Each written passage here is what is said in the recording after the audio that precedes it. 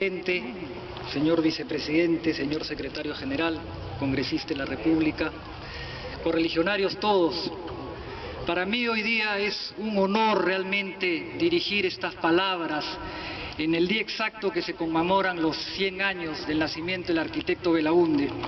Espero estar a la altura de las circunstancias y sobre todo que decir todo lo que se pueda decir del arquitecto Belaúnde es en un tiempo extenso probablemente.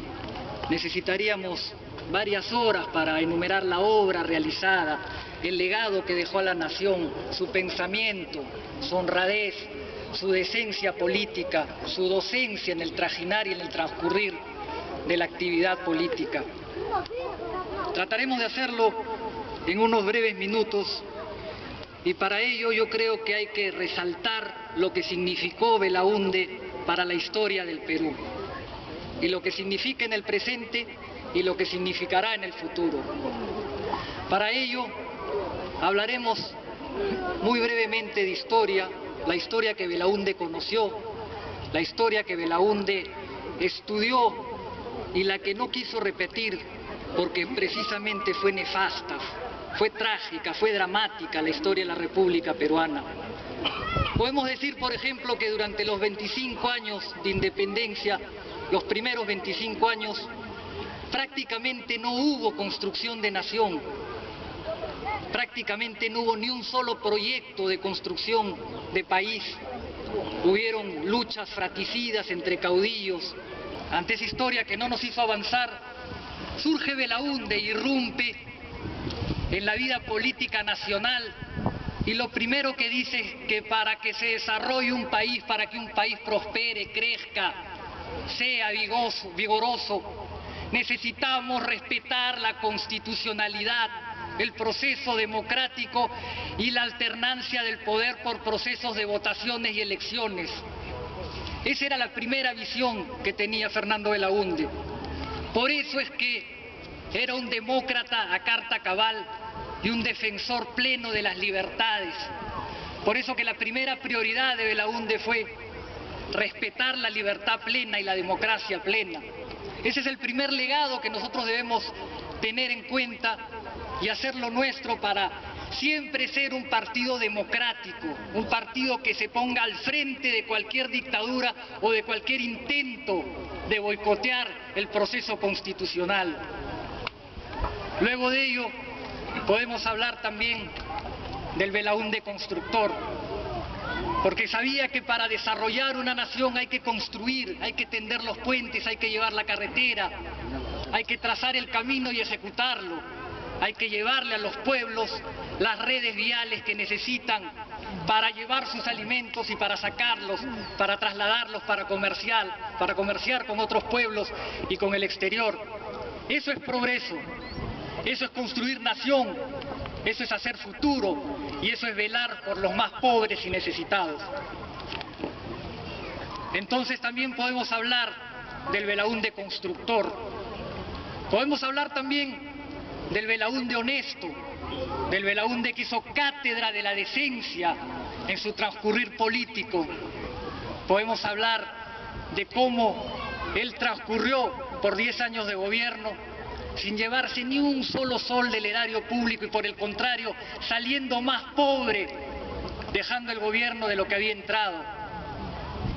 Podemos hablar mucho de Belaúnde, pero yo quiero poner a Belaúnde en el contexto de la historia.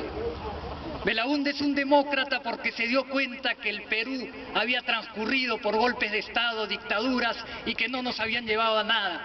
Y ese es el Belaúnde demócrata. Belaúnde se dio cuenta que había que construir Perú a través de las obras públicas. Era un activista del desarrollo, tal vez inspirado en algunos otros gobernantes, tal vez en Franklin Delano Roosevelt, dicen algunos. pero era un activista del desarrollo, y esa es la gran cualidad, que deja la historia y que deja el presente y que deja el futuro, porque hoy día debemos comprender que hay que construir país, que hay que llevarle a los pueblos olvidados la carretera, el puente, el aeropuerto, el puerto, el colegio, la posta médica, para que salgan de la pobreza, no dejar que el mercado lo haga todo. Ese era Belaúnde. Hoy día que el Perú tiene presupuestos inmensamente mayores a los que tuvo durante la época de don Fernando, no se hace la misma obra que se hizo en los gobiernos de Belaúnde. Y ese legado también tenemos que nosotros rescatar, enseñar, difundir y decirle al pueblo peruano, mostrarle la obra que hizo, hacer un inventario para comparar con lo que se hace hoy con presupuestos mucho mayores, pero sin la voluntad desarrollista que tuvo el arquitecto Belaúnde.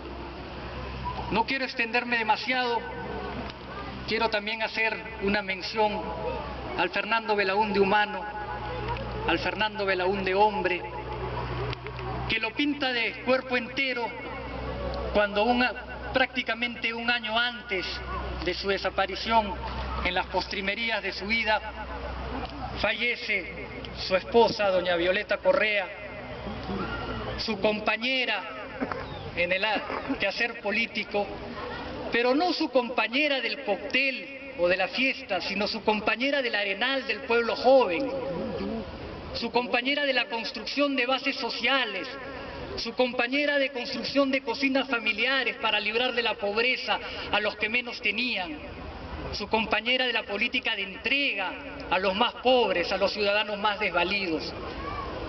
Ella desaparece y queda en él un enorme vacío. Y él simplemente deja una palabra y le dice, espérame. Y esa palabra tiene un gran significado.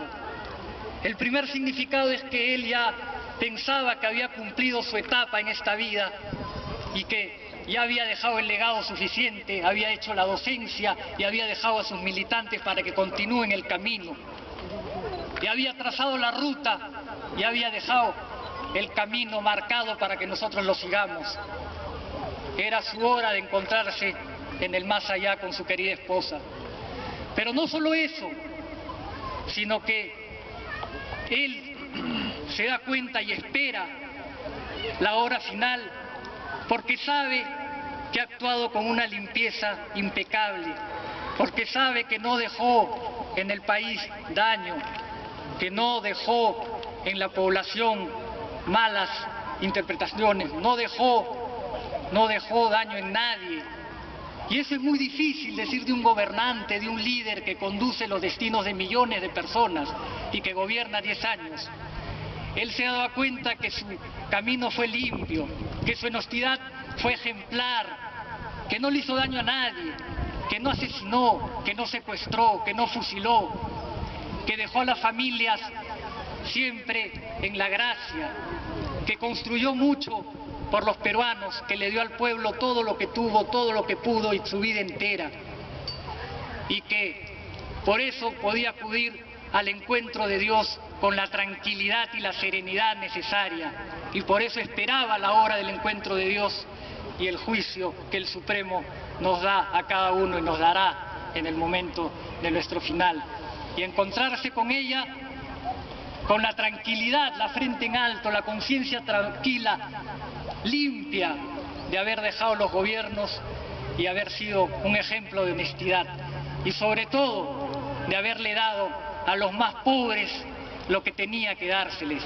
de sacrificar su vida por los más necesitados, para decirle, transcurrí por la vida, hice lo que pude, creo que hizo demasiado, hizo todo lo que estaba humanamente a su alcance para hacer que los últimos sean los primeros. Muchas gracias.